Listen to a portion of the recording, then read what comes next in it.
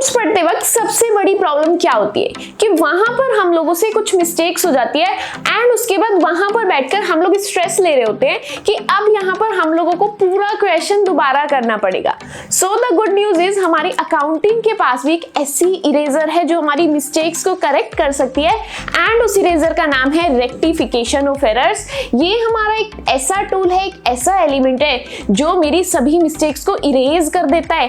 पहले मिस्टेक्स को आइडेंटिफाई करता है देन उसको इरेज कर देता है। मिस्टेक चाहे हो मैंने अमाउंट गलत लिख दिया है, चाहे मैंने अकाउंट गलत यूज कर लिया है, चाहे मैं लिखना ही भूल गई हूँ, ये सभी चीजों का सॉल्यूशन मुझे देते हैं rectification of errors. So hey everyone, this is me Purnima and welcome back to my channel chapter commerce. आज की इस वीडियो के अंदर हम लोग पढ़ने वाले हैं हमारा एक new and interesting concept which is rectification of errors. आप लोगों ने काफी स्टूडेंट से सुना होगा ये चैप्टर थोड़ा समझ में नहीं आता, ये चैप्टर थोड़ा सा हम लोगों को हार्ड लग रहा है, समझ नहीं आता सस्पेंस अकाउंट लिखूं, किस एंट्री को डेबिट करना है, किस चीज को क्रेडिट करना है, कंफ्यूजन रहती है। ये चैप्टर स्टूडेंट्स को हार्ड लगता है, थोड़ा सा डिफिकल्ट लगता है, लेकिन डोंट वरी, आपके लिए ये चैप्टर सबसे इजी एंड सबसे इंटरेस्टिंग बनने वाला है।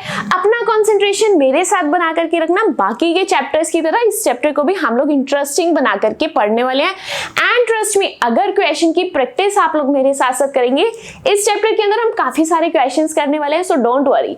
उसके बाद आप जब एग्जाम के अंदर जाएंगे तो आप लोग इस क्वेश्चन से डरेंगे नहीं, बल्कि सबसे पहले एग्जाम के अंदर आप लोग इसी कॉन्सेप्ट का क्वेश्चन करने वाले हैं।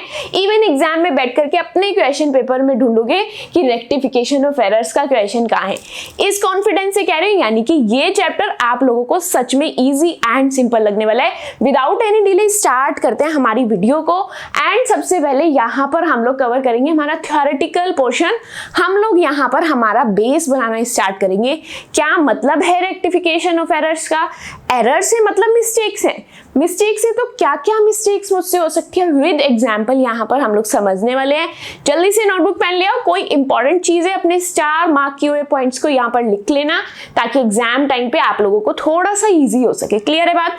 स्टार्ट करते हैं यहाँ पर। फिर हम सबसे पहले समझेंगे रेक्टिफिकेशन ऑफ एरर्स का मीनिंग, क्या मतलब है इस चीज का। रेक्टिफिकेशन ऑफ एरर्स कहते हैं कि आप लोगों से जो भी मिस्टेक्स हो गई है उसको मैं कर दूंगा करेक्ट। मेरे पास एक ऐसा जादू है जो तुम्हारी हर मिस्टेक का सॉल्यूशन देगा, हर मिस्टेक को ठीक करके देगा। सिंपल वर्ड्स में बात करें तो अगर आप लोगों से कुछ भी रॉन्ग हो गया है, चाहे वो आप लोगों के नंबर यानी कि कोई अमाउंट है, चाहे आप लोगों से एंट्री गलत हो गई है, चाहे आप लोगों से कैलकुलेशन गलत हो गई है, या फिर आप लोग रिकॉर्ड करना ही भूल गए हैं, वहां पर रेक्टिफिकेशन ऑफ एरर्स क्या करता है? ये एक ऐसा प्रोसेस है जो सबसे पहले तो उन मिस्टेक्स को ढूंढता है एंड उनको फिक्स करता है so that everything is right and accurate, ताकि सभी चीजें सही हो जाएं एंड एक्यूरेट हो जाए। क्लियर है बात?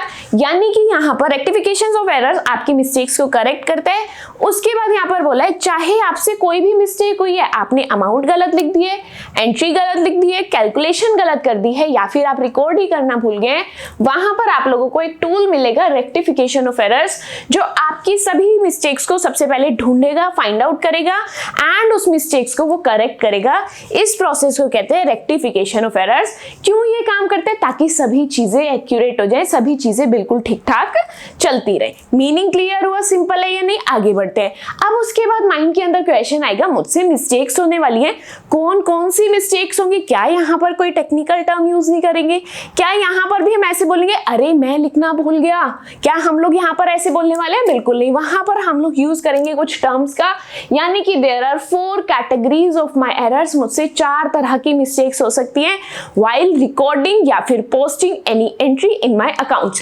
किस किस टाइप के मिस्टेक है यहाँ पर हम पढ़ने वाले हैं? Common types of errors read करेंगे। यहाँ पर पहला है error of omission. Her error का मीनिंग विद एग्जांपल अच्छे से समझेंगे। यहाँ पर सिर्फ आपको टाइप देखने हैं कि कितने टाइप्स के आप लोगों के एरर से। क्लियर है बात? एक एक टाइप को मेरे साथ साथ रीड करना, क्योंकि अगर आप लोगों को थ्योरी को इंटरेस्टिंग बनाना है तो सबसे बेस्ट तरीका होता है अगर आप लोग सिर्फ मेरी बात सुनते जाएंगे तो आप लोगों को नींद आएगी। तो आप लोगों को यहाँ पर मेरे साथ साथ रीड भी करना है ताकि ना नींद आए, ना थ्योरी बोरिंग लगे, बल्कि आप लोगों की कॉन्सेप्ट बिल्डिंग हो, आप लोगों का बेस स्ट्रॉन्ग हो जाए, ताकि आगे की चीजें आप लोगों को ऑलरेडी सिंपल लगने लग जाए। तो यहाँ पर रीड करते हैं कौन कौन से एरर्स हैं। यहाँ पर फर्स्ट एरर है error of omission, third error is error of principle and the fourth error is compensating errors. 4 types of errors हैं, omission, commission, principle and compensating. There are 4 categories of errors जो हम लोग accounts बनाते time अपनी mistakes कर सकते हैं। अब समझने वाले हैं हम लोग हर एक एरर का मीनिंग एंड एग्जाम्पल। क्या नाम पढ़ने से काम चल जाएगा? बिल्कुल नहीं चलेगा, मुझे हर चीज का मीनिंग पता होना चाहिए, कहां पर मुझसे ऐसी मिस्टेक होने वाली है, कैसे होने वाली है, हर चीज का आंसर मेरे पास होना चाहिए। कोई भी मुझसे कहीं पर भी पूछ ले कि मैं अमाउंट को लिखना भूल गया, मुझे बता दो मुझसे यहाँ पर कौन सी मिस्टेक हुई है, तो बीइंग एन अकाउंटेंट मैं इजीली वहां पर कॉन्फिडेंट होकर बोल दूंगी कि हाँ जी यहाँ पर आप लोगों से ये वाला एरर हुआ है। टेक्निकल टर्म्स में आप लोग इजीली बात कर पाएंगे। सबसे पहले पढ़ने वाले हैं एरर ऑफ ओमिशन। क्या मतलब है एरर ऑफ ओमिशन का? आप लोगों को अगर आपकी क्लास 9, क्लास 10, 11, 12 वहां पर अगर आप लोगों ने इंग्लिश एज अ सब्जेक्ट पढ़ा है तो वहां पर हम लोग पढ़ते थे ओमिशन ऑफ वर्ड्स। क्या होता था? वहां पर हमें फिलअप्स गिवन होते थे एंड एक प्लेस मिसिंग होता था, यानी कि वहां पर लिखा हुआ नहीं होता था एंड वहां पर आप लोग आपके वर्ड्स को फिल करते थे। सेम वही यहाँ पर है एरर ऑफ ओमिशन। मतलब ओमिशन का मतलब होता है कि आप लोग वहां पर उस चीज को रिकॉर्ड नहीं करके आए हैं, आप लोगों ने बाय मिस्टेक वो चीज रिकॉर्ड ही नहीं की है। यही है आप लोगों का एरर ऑफ ओमिशन। आप लोगों ने जो एंट्री करनी थी वो आप करनी भूल गए हैं। अब कहाँ करनी भूल गए हैं, कैसे पता चला, अभी आपको समझ आ जाएगा।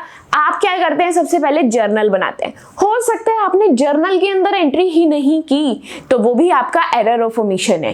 हो सकता है आप लोगों ने जर्नल में तो कर दी लेकिन लेजर के अंदर नहीं की, वो भी आप लोगों का एरर ऑफ ओमिशन है। क्लियर है बात? तो कहीं पर भी आप लोग अगर कोई एंट्री रिकॉर्ड करना या फिर पोस्ट करना भूल गए हैं, वहां पर आप लोग एरर के लिए टर्म यूज करेंगे एरर ऑफ ओमिशन। क्लियर है बात? When you completely forget to record a transaction, जब आप लोग एक ट्रांजैक्शन को पूरी तरह से रिकॉर्ड करना भूल जाते हैं, उसका मतलब क्या होता है? जो ट्रांजैक्शन है आप लोगों ने रिकॉर्ड ही नहीं की है। कहां पर रिकॉर्ड नहीं की है? या तो आप लोगों ने जर्नल के अंदर रिकॉर्ड नहीं किए या फिर आप लोगों ने सब्सिडरी बुक्स यानी कि आपके लेजर अकाउंट्स के अंदर पोस्टिंग नहीं की है। क्लियर है बात?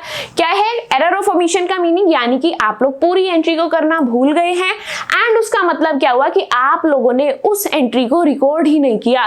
कहां रिकॉर्ड नहीं किया? या तो जर्नल में या फिर सब्सिडरी बुक के अंदर। Under such a situation the agreement of trial balance remain unaffected. अब ऐसे केस के अंदर क्या होगा? आप लोगों ने ट्रायल बैलेंस बना लिया, आपको मिस्टेक ही समझ नहीं आई। क्यों? क्योंकि वहां पर आप लोगों का ट्रायल बैलेंस मैच हो गया, ट्रायल बैलेंस टैली हो गया। कैसे टैली हो गया? मैंने तो मिस्टेक की है। ध्यान से अभी मैं आपको एग्जांपल बताऊंगी, उसके बाद मुझे बताना कि क्या यहां से आप मिस्टेक पता लगा सकते थे या फिर नहीं। उससे पहले जल्दी से मुझे चेन बताएंगे। सबसे पहले क्या बनाते हैं? जर्नल। उसके बाद क्या बनाते हैं? लेजर। देन बनाते हैं ट्रायल बैलेंस। क्लियर है? ये चीज आप लोगों को ऑलरेडी आनी चाहिए। नहीं आती है डिस्क्रिप्शन बॉक्स में लिंक मिल जाएगा, जर्नल का भी, लेजर का भी एंड ट्रायल बैलेंस का भी। तीनों चैप्टर्स की प्लेलिस्ट का लिंक मिलेगा, लिंक को टैप करके तीनों चैप्टर्स को अच्छे से आप लोग कवर कर सकते हैं। अब मैंने इन मिस्टेक्स के साथ आप लोगों को ऐसा क्यों कहा कि मिस्टेक होने के बावजूद आप लोगों का ट्रायल बैलेंस मैच हो जाएगा। यहां पर रीड करेंगे एग्जाम्पल को मेरे साथ। गुड्स से आप लोगों के 8000 के जो आपने सोल्ड कर दिए थे मोहन को एंड लेकिन आप लोगों ने ये एंट्री रिकॉर्ड ही नहीं की। अगर आप लोगों ने मोहन को सेल किए गुड्स, तो क्या एंट्री होगी आप लोगों की? Mohan account debit to sales account. क्या एंट्री होगी? Mohan account debit to sales account. Amount है आप लोगों की 8000। लेकिन एग्जाम्पल के अकॉर्डिंग यहां पर इन्होंने कहा है कि इस एंट्री को तो आपने रिकॉर्ड ही नहीं किया, आपकी बुक में इस तरह की कोई भी एंट्री नहीं है। मिस्टेक कैसे होती है? ध्यान से समझेंगे। मिस्टेक तब होगी, ट्रायल बैलेंस के लिए एक रूल है कि आपके डेबिट एंड क्रेडिट साइड का टोटल इक्वल आना चाहिए। मेरा टोटल इक्वल नहीं आया, वहीं पर मेरे माइंड में क्लिक हो जाएगा कि या तो मैं जर्नल में कोई मिस्टेक करके आई हूं या फिर लेजर में या फिर ट्रायल बैलेंस में, कहीं ना कहीं मैंने कोई ना कोई मिस्टेक करी है। कैसे पता चला? क्योंकि मेरा टोटल टैली नहीं हुआ। अब मुझे एक बात बताएंगे, टोटल टैली कब नहीं होगा? जब मेरे या तो जर्नल में मिस्टेक होगी या फिर लेजर में मिस्टेक होगी या फिर मेरे ट्रायल बैलेंस में मिस्टेक होगी।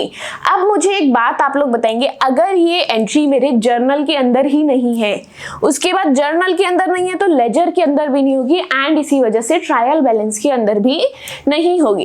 अब केस ऐसा होता कि मैंने एक चीज तो लिख दी लेकिन दूसरी चीज नहीं लिखी, डेबिट वाली चीज लिख दी लेकिन क्रेडिट वाली चीज नहीं लिखी, तब तब भी मैं मिस्टेक मान सकती थी, लेकिन यहाँ पर मैंने डेबिट भी छोड़ दिया, क्रेडिट भी छोड़ दिया, यानी कि मेरे से अमाउंट में गड़बड़ हुई ही नहीं है। एंड अगर अमाउंट में गड़बड़ नहीं हुआ है तो मेरा ट्रायल बैलेंस भी टैली हो जाएगा, वहां पर टोटल भी इक्वल आ जाएगा। क्लियर है बात? यहाँ पर आप लोगों ने पूरी एंट्री करनी है, आप लोग भूल गए हैं, यानी कि आप लोगों का ट्रायल बैलेंस, वहां पे ट्रायल बैलेंस पता ही नहीं लगा पाया। क्यों? क्योंकि ये एंट्री आप लोगों ने रिकॉर्ड ही नहीं किया है पूरी तरह से। यही था आप लोगों का एग्जाम्पल। आप लोगों ने 8000 के गुड्स भेज दिए हैं, यानी भेज दिए मतलब आप लोगों ने सेल कर दिए हैं मोहन को, एंड इसको आप कंप्लीटली रिकॉर्ड करना भूल गए, जिससे आपका जो ट्रायल बैलेंस है उस पर कोई भी इफेक्ट नहीं पड़ेगा, क्योंकि ना डेबिट में अमाउंट है ना ही क्रेडिट में अमाउंट है। यहाँ पर अब हम लोग पढ़ने वाले हमारा सेकेंड कैटेगरी ऑफ एरर, और हम लोगों से क्या मिस्टेक हो सकती है। Second one is error of commission. यहाँ पर पढ़ेंगे एरर ऑफ कमीशन क्या होता है। आप लोगों ने काम को करते टाइम अगर अमाउंट को गलत लिख दिया, वो होते हैं मेरे एरर ऑफ कमीशन। यानी कि आप लोगों ने कहीं पर 100 रुपीज लिखने थे, आपने वहां पर 100 की जगह 1000 रुपीज लिख दिए, तो ये आपके कौन से एरर के अंदर आएगा? एरर ऑफ कमीशन के अंदर आएगा। यहाँ पर आप लोगों से कौन सी मिस्टेक्स हो सकती है, क्या चीजें गलत हो सकती है। यहाँ पर आप लोगों से अमाउंट के अंदर मिस्टेक हो सकती है, चाहे जर्नल के अंदर हो जाए चाहे सब्सिडरी बुक के अंदर हो जाए। इसके अंदर भी आप लोगों का जो ट्रायल बैलेंस है, मिस्टेक के बाद भी आप लोगों का ट्रायल बैलेंस टैली करेगा। क्यों? क्योंकि आप लोगों ने जो 1000 लिखे हैं वो डेबिट में भी गलत लिख दिए हैं एंड क्रेडिट में भी गलत लिख दिए। दोनों तरफ 100 लिखने थे, लेकिन दोनों ही तरफ आप लोगों ने 1000 लिख दिए, तो इस केस के अंदर भी आप लोगों का ट्रायल बैलेंस टैली कर जाएगा। एग्जाम्पल के साथ इस चीज को हम लोग समझते हैं। आप लोगों ने 250 रुपीज की परचेजेस की है, कैश परचेजेस, तो आप लोगों की क्या एंट्री बनती? Purchases account debit to cash account. Amount आप लोगों ने यहाँ पर क्या लिखनी थी? 250 रुपीज। क्या लिखनी थी? 250 रुपीज। लेकिन आप लोगों से मिस्टेक क्या हुई? आप लोगों ने सेम एंट्री के अंदर अमाउंट गलत फिल कर दिया है, यानी कि आपने परचेज को डेबिट ही किया है, कैश को क्रेडिट ही किया है, लेकिन अमाउंट क्या लिख दी है? 520 रुपीज। यानी कि यहाँ पर आप लोगों ने अमाउंट के अंदर मिस्टेक की है, which means this is your error of commission. Example clear है? बहुत ही इजी एरर है हम लोगों के। नेक्स्ट एरर हम लोग यहाँ पर पढ़ने वाले हैं, एरर्स ऑफ प्रिंसिपल। क्या है इसका मतलब? जब आप लोग आपकी अकाउंटिंग करते टाइम गलत रूल का यूज कर लेते हैं, गलत कॉन्सेप्ट का यूज कर लेते हैं, वहां पर आते हैं आप लोगों के एरर ऑफ प्रिंसिपल। इसकी भी 2 कैटेगरीज है, ध्यान से हम लोग हमारे कॉन्सेप्ट को समझते हैं। एरर ऑफ प्रिंसिपल कब होते हैं? जब आप लोग अकाउंटिंग प्रिंसिपल्स को या तो अप्लाई नहीं करते हैं, या फिर आप करते हैं तो उसको वायलेट करते हैं, यानी कि गलत तरीके से यूज करते हैं। कब? आपके ट्रांजेक्शन को रिकॉर्ड करते टाइम पे। एंड ये एरर्स आपके 2 टाइप्स के हैं। कौन कौन से 2 टाइप्स हैं? जब आपने कैपिटल एक्सपेंडिचर को रेवेन्यू एक्सपेंडिचर मान लिया, यानी कि आप लोगों ने कोई चीज एसेट माननी थी, आपने उसको एक्सपेंस मान लिया। ऐसा कौन सा केस है जहां पर मैं एसेट को एक्सपेंस मान लूंगी? ध्यान से सुनना। आप लोगों ने फर्नीचर खरीदा, आप लोग भूल जाएंगे कि आप लोग अकाउंट्स पढ़ रहे हैं, आप लोग मुझे जनरल टर्म्स में बताएंगे कि अगर आप लोगों ने फर्नीचर खरीदा तो वो आपकी एक तरह से इन्वेस्टमेंट है या फिर आप लोगों का खर्चा है। मैं अगर एक कॉमन पर्सन हूं, मैं कोई कॉमर्स स्ट्रीम की स्टूडेंट नहीं हूं, वहां पर भी मैं आपको बता सकती हूँ ये मेरा खर्चा नहीं है, ये तो मेरी एसेट है, मेरी इन्वेस्टमेंट है। वो ही बात यहाँ पर हुई है, इसको आपने एसेट मानना था, लेकिन आप लोगों ने रोंगली कहां पर डेबिट कर दिया? आपने परचेजेस में डेबिट कर दिया। तो यानी कि यहाँ पर आप लोगों ने कैपिटल वाली चीज को रेवेन्यू एक्सपेंडिचर मान लिया। ये है आप लोगों का एरर ऑफ प्रिंसिपल। क्लियर है बात? नेक्स्ट, अब इसका उल्टा भी हो सकता है, जहां पर मैं रेवेन्यू एक्सपेंडिचर को कैपिटल एक्सपेंडिचर मानती हूँ, यानी कि मैंने मेरे खर्चे को एसेट ही मान लिया। क्या मान लिया? खर्चे को एसेट ही मान लिया। क्या केस है इसका? ध्यान से समझना। आप लोगों ने 2000 रुपीज की रिपेयर्स कराई अपनी ओल्ड मशीन की, एंड उसको आपने समझा कि आपने मशीन ही खरीद ली है। आपको डेबिट किस में करना चाहिए था? रिपेयर अकाउंट में डेबिट करना चाहिए था, लेकिन आप लोगों ने मशीनरी अकाउंट के अंदर डेबिट कर दिया। So this was the example, जब आप लोग आपके रेवेन्यू एक्सपेंडिचर को कैपिटल एक्सपेंडिचर मान लेंगे, इस तरह की मिस्टेक्स आपके एरर्स ऑफ प्रिंसिपल्स के अंदर आती है। क्लियर है बात? नेक्स्ट लास्ट एरर है हम लोगों का कंपनसेटिंग एरर्स। कंपनसेटिंग एरर्स का मतलब होता है जब एक मिस्टेक दूसरे की मिस्टेक को कोप अप करती है, कवर अप करती है। यानी कि यहाँ पर क्या होता है, ध्यान से समझना। आपने डेबिट साइड 100 रुपए ज्यादा लिख दिए। क्या किया? डेबिट साइड गलती से 100 रुपए ज्यादा लिख दिए, एंड क्रेडिट साइड भी आप लोगों ने 100 रुपए ज्यादा लिख दिए। तो क्या आप लोग यहाँ पर मिस्टेक पता लगा पाएंगे? नहीं। आपकी डेबिट में हुई मिस्टेक को क्रेडिट वाले ने कोप अप कर दिया। अगर डेबिट में 100 रुपए ज्यादा लिखे थे तो क्रेडिट में आप लोगों ने 100 रुपए ज्यादा लिख दिए, पता ही नहीं चला। सेम उसी तरह से डेबिट में 100 कम लिखे तो क्रेडिट में भी 100 कम लिखे। डेबिट वाले ने क्रेडिट वाले की मिस्टेक को छुपा दिया एंड क्रेडिट वाले ने डेबिट वाले की मिस्टेक को छुपा दिया।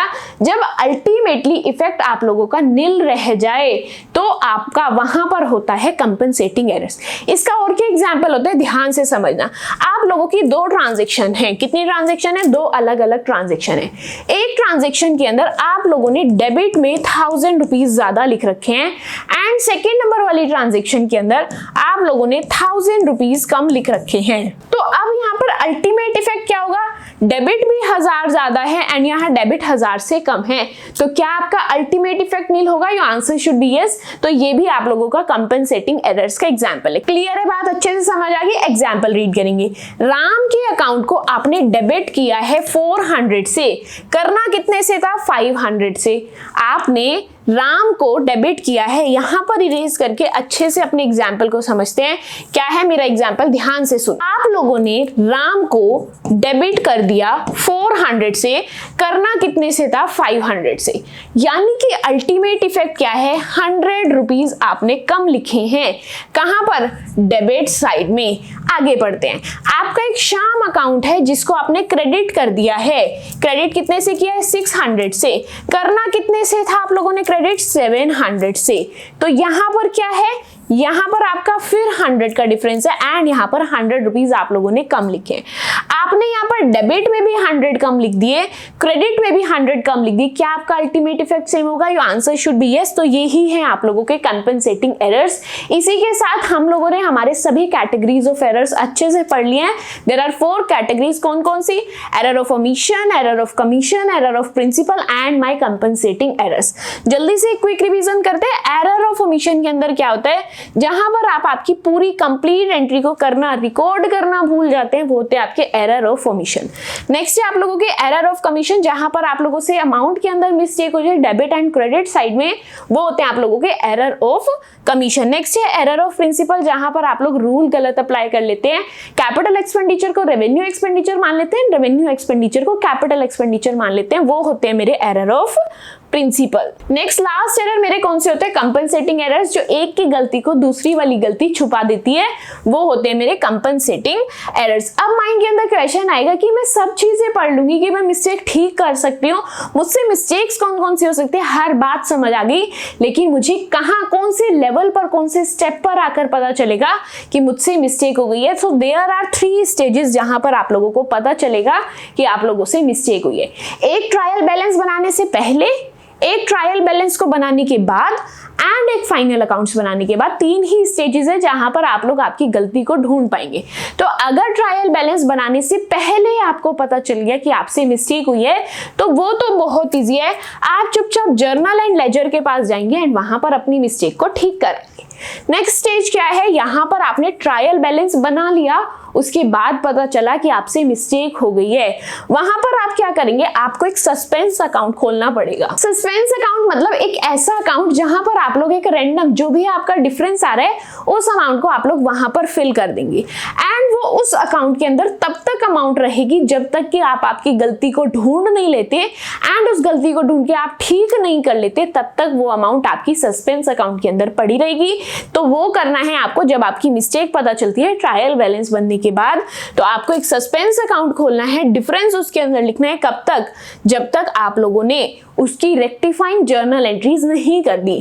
थर्ड स्टेज क्या है कि आप लोगों को आपकी मिस्टेक कब पता चल रही है, जब आप लोगों ने फाइनल अकाउंट्स बना लिए, यानी कि ट्रेडिंग अकाउंट भी बना लिया and profit and loss account भी बना लिया है। अब इस केस के अंदर आपका जो केस बन जाता है वो थोड़ा सा कॉम्प्लिकेटेड होता है एंड इसके अंदर आप लोग आपकी मिस्टेक्स को कैसे ठीक कर पाते हैं, आपको एक special adjustment entries pass on करनी होती हैं, जिसकी हेल्प से आप लोग आपकी मिस्टेक्स को करेक्ट कर पाते हैं। क्लियर है बात, तीनों चीजें समझ आ गई, कहां पर आप लोग आपकी मिस्टेक्स को पता लगा पाते हैं, ट्रायल बैलेंस से पहले, ट्रायल बैलेंस के बाद एंड फाइनल अकाउंट्स के बाद। 3 ही स्टेजेस हैं यहाँ पर।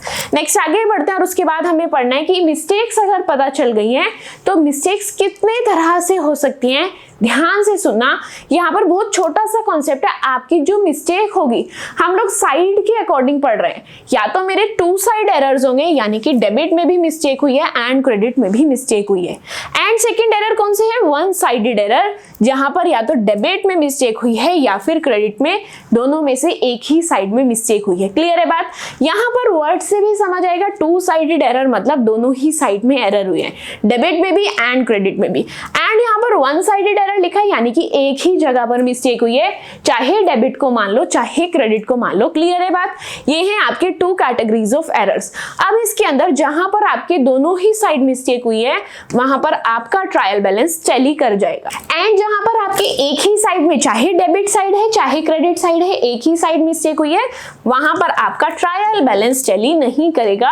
इतना सा ही कॉन्सेप्ट आपको इस चीज के अंदर समझना था। टू साइडेड एरर्स में ट्रायल बैलेंस टैली कर जाएगा, वन साइडेड एरर्स में आपका ट्रायल बैलेंस टैली नहीं करेगा। उसके बाद हमें समझना है, हम लोग अगर रेक्टिफिकेशन ऑफ एरर्स वाला चैप्टर पढ़ रहे हैं, क्या इसकी कुछ इंपॉर्टेंस है, क्या मुझे इससे कोई फायदा मिलने वाला है, तो वही चीज हम लोग यहाँ पर पढ़ने वाले हैं। क्यों कर रहे हैं हम लोग रेक्टिफिकेशन ऑफ एरर्स? हम लोग हमारी मिस्टेक्स को ठीक क्यों कर रहे हैं? क्योंकि हम लोग हमारे फाइनेंशियल स्टेटमेंट्स को एक्यूरेटली एंड करेक्टली बनाना चाहते हैं। एंड सेकेंड चीज, ये हमें डिसीजन लेने में हेल्प करते हैं। क्यों? मैं अगर मिस्टेक को ठीक करके मेरे फाइनेंशियल स्टेटमेंट्स अच्छे से बना लूंगी, वहां पर मेरा ट्रू प्रॉफिट निकल करके आ जाएगा।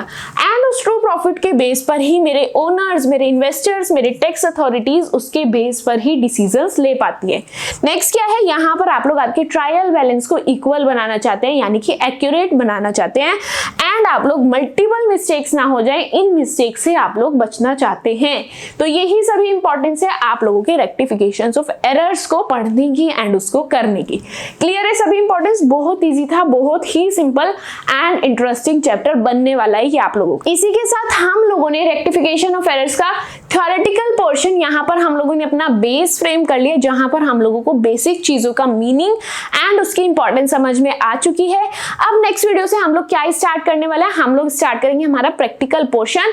वहां पर हम लोग मल्टीपल क्वेश्चंस की प्रैक्टिस करेंगे, हर तरह के एरर्स के हम लोग न्यूमेरिकल करने वाले हैं, किस तरीके के न्यूमेरिकल्स एग्जाम्स के अंदर आ सकते हैं, बिल्कुल बेसिक से स्टार्ट करेंगे एंड बिल्कुल हाई लेवल वाले क्वेश्चंस के साथ हम लोग यहाँ पर डील करेंगे। सो न्यूमेरिकल स्टार्ट करने से पहले आप लोगों को एक छोटा सा काम करना है। डिस्क्रिप्शन बॉक्स के अंदर जर्नल एंट्री की प्लेलिस्ट का लिंक मिल जाएगा, वहां पर जाकर प्लेलिस्ट के लिंक को टैप करना एंड अपने जर्नल एंट्री वाले कॉन्सेप्ट्स को प्लीज अच्छे से रिवाइज करके आना। उसके बाद देखना आप लोगों को इसके न्यूमेरिकल्स कितने इजी लगने वाले हैं, क्योंकि ये चैप्टर आप लोगों का जर्नल एंट्री बेस्ड चैप्टर है। अगर जर्नल एंट्री समझ आ गई तो इसके न्यूमेरिकल्स आप लोगों के लिए बहुत ही सिंपल बनने वाले हैं। फिर आई होप आज की वीडियो के अंदर हम लोगों ने जितना भी पढ़ा है, आपको हर चीज, हर कॉन्सेप्ट, चाहे मीनिंग हो, चाहे टाइप्स ऑफ एरर्स हो, one sided error, two sided error, हर चीज, चाहे इंपॉर्टेंस क्यों ना हो, हर चीज आप लोगों को अच्छे से समझ आई होगी। स्टिल किसी भी कॉन्सेप्ट के अंदर आप लोगों को कोई भी डाउट है, आप लोग मुझसे कमेंट सेक्शन के अंदर पूछ सकते हैं, ताकि वहां पर मैं आप लोगों के डाउट्स को अच्छे से सॉल्व कर पाऊं। साथ ही आज की वीडियो के अंदर हम लोगों ने जितना भी पढ़ा है, इसके नोट्स आप लोगों को टेलीग्राम चैनल पर मिल जाएंगे एंड टेलीग्राम चैनल का लिंक आप लोगों को डिस्क्रिप्शन बॉक्स में मिल जाएगा। वहां पर लिंक को टैप करके टेलीग्राम चैनल को ज्वाइन करके अपने नोट्स को डाउनलोड कर सकते हैं एंड अपने कॉन्सेप्ट्स को अच्छे से रिवाइज एंड रिकॉल कर सकते हैं। साथ ही आज का कॉन्सेप्ट अगर अच्छे से समझ आया एंड अगर आप लोग एक्साइटेड हैं इस चैप्टर को इजी एंड इंटरेस्टिंग बनाने के लिए, तो आप लोग मुझे कमेंट करके जरूर बताना। साथ ही आज की वीडियो पसंद आई है तो don't forget to like my video and subscribe to my channel which is chapter commerce. That's it for today's video. मिलते हैं आपसे नेक्स्ट वीडियो के अंदर। Till then bye bye.